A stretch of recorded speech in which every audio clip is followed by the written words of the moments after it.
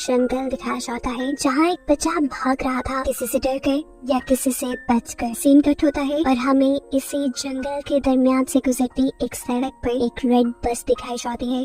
थोड़े ही आगे जाने पर इस बस को एक दरख्त की वजह से अपना रास्ता ब्लॉक मिलता है, इसलिए इस बस ने एक दूसरा रूट ले लिया।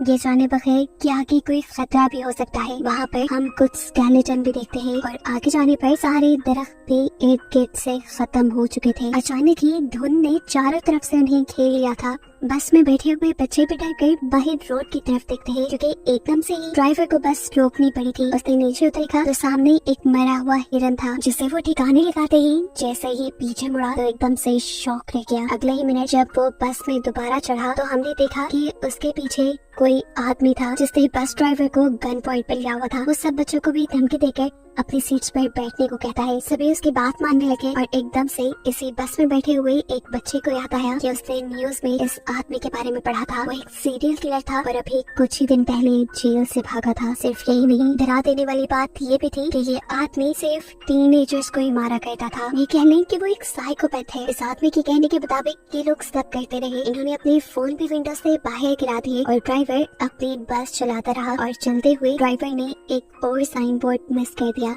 जिस पर लिखा था कि वो एक मिलिट्री के खाली जोन की तरफ बढ़ रही है। यानी एक ऐसा एरिया जहाँ सालों पहले रिसर्च की गई थी, लेकिन अब वहाँ पर कोई इंसान नहीं रहता था। एक टनल थी जिसमें इस टाइम बहुत सी लाइट्स चल रही थी और इसी टनल के अंदर एकदम से उनकी बस रुक जाती है। इन्हें मालूम हुआ कि बस का इंजन खराब हो गया है। उस साइकोपैथ किलर को लगा कि ड्राइवर उसके साथ चालाकी कर रहा है, इसीलिए उसने एक बच्चे को गन पॉइंट पे ले लिया और ड्राइवर से कहा, चलो उतरो नीचे और मेरे सामने बस ठीक करो। कोई भी चालाकी करने की कोशिश की तो मैं इस बच्चे को मार डालूंगा। इसी दौरान अचानक इस टनल की लाइट भी चली गई। ये सभी अचानक घबरा गए। एकदम से ही इस अंधेरी टनल में इन्हें खौफनाक आवाजें सुनाई देने लगी। किलर ने ड्राइवर को इशारा किया कि जाओ जाकर देखो वहाँ क्या है। ड्राइवर भी अपनी टॉर्च लेकर आगे बढ़ा। जैसे जैसे वो खूब अंधेरी की तरफ बढ़ता रहा, उसे एक साया दिखाई देने लगा। करीब जाने पे पता चला वो तो एक भयानक दिखने वाला मॉन्स्टर था। ड्राइवर ने डर के चीख मारी और उस मॉन्स्टर ने उसे चेस्ट से पकड़कर मार डाला। अंदर बस में बैठे हुए लोग ये सब कुछ देख रहे थे। वो किलर भी उस लड़की को लेकर जल्दी से बस के अंदर ही आ गया। ये लोग चिल्लाने लगे थे। किलर इन सबसे खामोश रहने को कहता है ताकि वो मॉन्स्टर इन्हें देख ना पाए, सुन ना पाए, और तेजी से बस स्टार्ट करने की कोशिश करता है। लेकिन यहाँ पर बस की चाबी नहीं थी। वो तो थी अभी तक ड्राइवर के हाथ में, जिसे वो मॉन्स्टर मार चुका था। वो इन बच्चों को काम देता है ड्राइवर के हाथ से चाबी लाने का। एक लड़की जैसे ही चाबी लाने के लिए डरते डरते ड्राइवर के पास पहुंची तो उसे देखकर वो शौक रह गई। वो मर चुका था। लड़की को यकीन नहीं आ रहा था। हमसे उसके आंसू निकलने लगे, लेकिन ये रोने का वक्त नहीं था। उसने एहतियात से ड्राइवर के हाथ से चाबी ली और बस में वापस आ गई। बस में बैठकर भी उसकी हालत अजीब थी। बाकी बच्चे जब उससे ड्राइवर के बारे में पूछते हैं तो वो नाम में सर हिला देती है, क्योंकि अब वो जिंदा नहीं रहा था। ये सुनकर ये सब बच्चे भी दुखी हो गए। यहाँ अभी किलर रजी नाम के लड़के को बस स्टार्ट करने को कहता है, लेकिन बस तो खराब थी, कैसे स्टार्ट होती। उसे धमकी देता है कि अगर तुमने बस स्टार्ट ना की तो मैं इन सबको मार दूंगा। ये लड़का भी बाकी उसे काफी जोशीला था। बिना डरे वो उल्टा इस किलर से ही बहस करने लगता है और मौका पाते ही पीछे से एक बच्चा उसे धक्का दे देता है। वो नीचे गिरा तो रजी ने एकदम से उसके हाथ से गन छीन ली और फिर उसी के ऊपर पॉइंट कर दी। ये देखकर वो किलर हंसने लगा और उसने बोला, तुम नहीं मुझे मार सकते। अरे मारने के लिए बहुत हिम्मत चाहिए होती है जो तुम्हारे में नहीं। इससे पहले कि ये बच्चा कुछ करता, एकदम से इस बस की छत से इन्हें आवाज आती है। इस आवाज ने सबको डिस्ट्रैक्ट कर दिया और किलर ने दोबारा अपनी गन उनसे छीन ली। अब बस के ऊपर से आने वाली आवाजें भी बढ़ चुकी थी, जिसकी वजह से कि सारे बच्चे डर जाते हैं और गुस्से में किलर बस से उतरता है और चिल्लाने लगता है, जो भी हो अंधेरे से बाहर निकलो, मेरा सामना करो। वो यही सब कह रहा था कि एकदम से उसकी बोलती ही बंद हो गई। उसके चेहरे पे अजीब खौफ से भरी मुस्कुराहट आई और एकदम से किसी ने उसके ऊपर हमला कर दिया। हमला करने वाले ने उसका सर धड़ से अलग कर दिया था और बस के अंदर से ये देखकर बच्चे बिल्कुल शॉक रह गए। वो खामोश हो चुके थे क्योंकि उन्हें क्रिएचर यानी मॉन्स्टर के एक हाथ में उस आदमी का सर और वो खौफनाक सी दिखने वाली क्रिएचर नजर आ रही थी। उसके हाथ में बहुत सारे टेंटिकल्स थे जो उसने इस आदमी के सर के अंदर धंसाए हुए थे। इन्हें समझ ही नहीं आ रही थी कि ये क्या करेंगे। लोग अब अपनी जान बचाने के लिए इस बस के अंदर रहने का ही डिसाइड करते हैं, लेकिन तब तक ही जब तक इन्हें अपने बस के बाहर से अजीब आवाजें सुनाई नहीं देने लगी थी। कड़कड़ाती हुई आवाज से बस का दरवाजा खुला और इन्होंने बस की सीट के ऊपर उसी मॉन्स्टर के बड़े बड़े हाथ देखे। इन्हें मॉन्स्टर बस के अंदर आ चुका था, जिससे बचने के लिए ये बस के दूसरे डोर से नीचे की तरफ भागने लगे, पर ये दरवाजा नहीं खुला उनके हाथ में टॉर्च थी जिसका मुंह गलती से जब मॉन्स्टर की तरफ होता है तो ये नोटिस करते हैं कि मॉन्स्टर इस लाइट से डर रहा है। बस इसी चीज का फायदा उठाते हुए इन्होंने उस मॉन्स्टर को लाइट के जरिए ही दूर रोक के रखा कि जितने में इनके बस का दरवाजा भी खुल गया और ये लोग बस से उतर गए। लाइट को मॉन्स्टर की तरफ रखते हुए ये लोग आगे की तरफ भागते रहे और पहुंचे एक बंकर के अंदर। इस बंकर के अंदर एक रूम भी था जिसपे इस पूरी जगह एक मैप बना हुआ था, जिस देखकर ये पता चलाते हैं कि ये एक मिलिट्री बेस है और अगर ये एक मिलिट्री बेस थी तो यहाँ पर लाइट भी हो सकती थी और कंट्रोल पैनल भी हो सकता था। और अगर इन्हें उस मॉन्स्टर से बचे रहना था तो किसी तरह इन्हें वो कंट्रोल पैनल ऑन करना था जिससे यहाँ की लाइट्स जल जाएं और वो मॉन्स्टर इनसे दूर रहे और फाइनली ये लोग बच के जा पाए। ये लोग कंट्रोल पैनल को ढूंढकर उसे ऑन करने का डिसाइड करते हैं। मैप को रखकर ये एक पूरा प्लान बनाते हैं और सोचते हैं कि आखिर कहाँ पर वो कंट्रोल पैनल हो सकता है।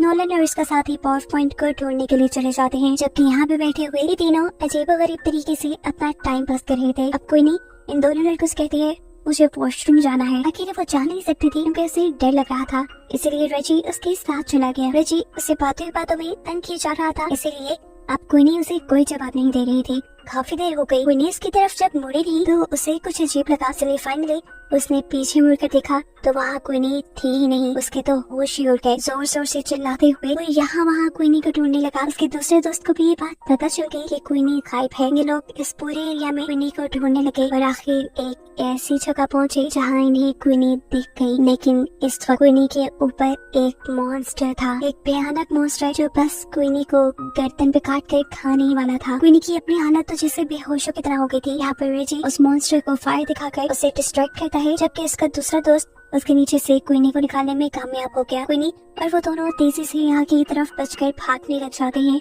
ये सोचे बगैर कि रेजी तो उनके पीछे है ही नहीं। असल में लड़की के हाथ से मिसाल इस मॉन्स्टर ने गिरा दी थी और वो नीचे पानी में गिर कर बुझ गई और अब मॉन्स्टर बस उसके ऊपर हमला करने ही वाला था। उसके मुंह से अजीब सी चीजें निकल कर रेजी के मुंह पे गिर जाती हैं और ये खून था। क्वीनी और उसके दोस्त ने आखिर जब रेजी को देखा तो उनके होश ही उड़ गए। ये लोग तो अब कुछ कर भी नहीं सकते थे और इससे पहले कि ये मॉन्स्टर रेजी को खा जाता एकदम से यहाँ लाइट आ जाती है, जिसकी वजह से मॉन्स्टर डर कर रेजी को छोड़ चला जाता है और ये लोग समझ जाते हैं कि इनके दोस्तों को आखिर जनरेटर मिल ही गया। यहाँ नोलन और उसके साथी जिन्होंने ये जनरेटर ढूंढकर ऑन किया था उन्हें ये पास में एक कमरा मिला जिसमें एक डेड बॉडी पड़ी हुई थी और साथ ही बहुत सारी पिक्चर और नोट्स भी थे। इन नोट्स में सिर्फ इसी क्रिएचर के बारे में इंफॉर्मेशन थी। ऐसा लग रहा था कि जैसे किसी ने इस क्रिएचर के ऊपर बहुत रिसर्च की है और फिर जैसे वो इसको मारने में कामयाब नहीं हो पाया। खैर ये सब पढ़ना इनका पॉइंट नहीं था। इनका पॉइंट था कि ये जल्द ही सेफली इस कार से निकल जाए, इसीलिए ये पीछे की तरफ मुड़ते हैं तो इन्हें दूर से एक अजीब सा शैडो दिखाई देता है। ये दोनों डर गए। इन्होंने सांस तक रोक लिया क्योंकि आने वाला मॉन्स्टर भी हो सकता था। पर मालूम हुआ कि ये कोई मॉन्स्टर नहीं बल्कि उसके तीनों साथी थे, जिनको देखकर ये खुशी से उनके पास चले गए। ये खुशी सिर्फ एक पल की थी क्योंकि अगले ही पल उन्होंने क्वीनी की गर्दन पे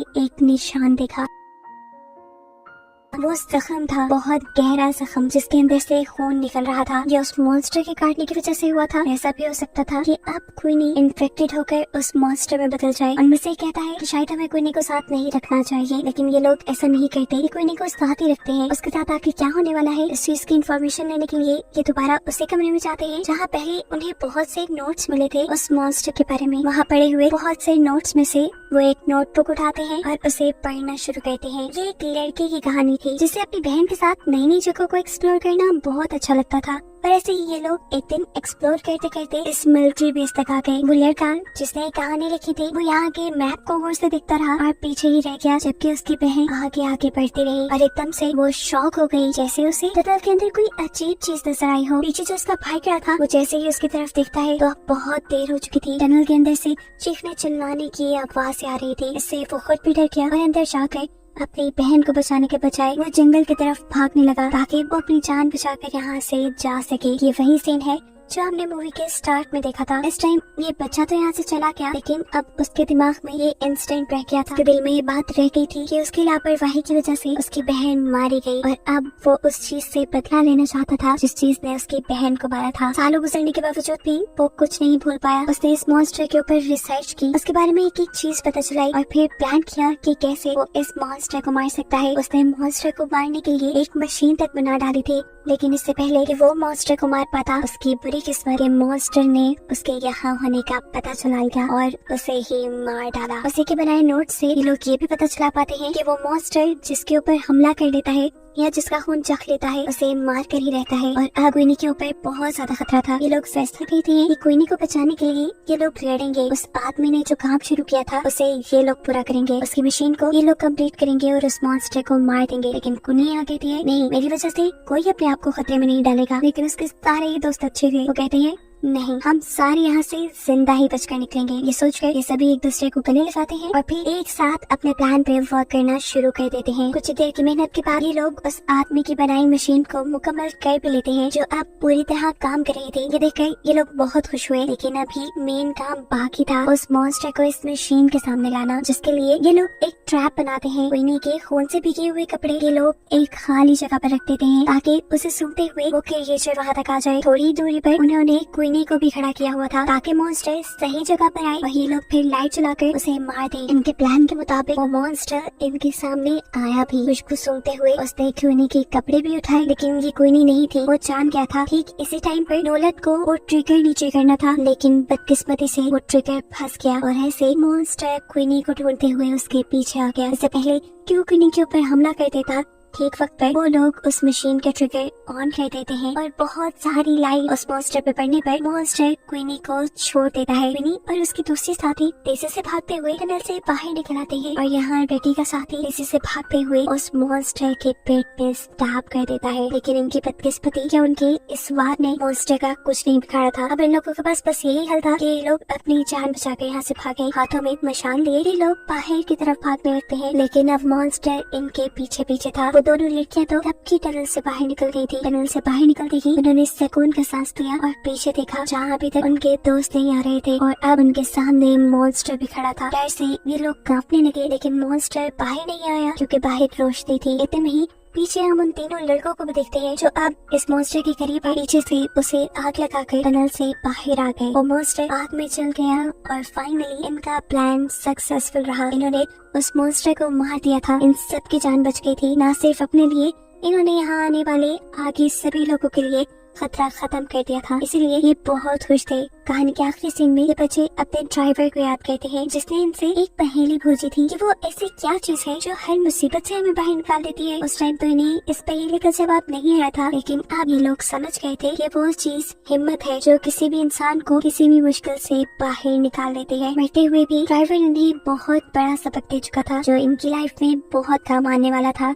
और बस यही बताते हुए ये कहानी यहाँ खत्म हो जाती है।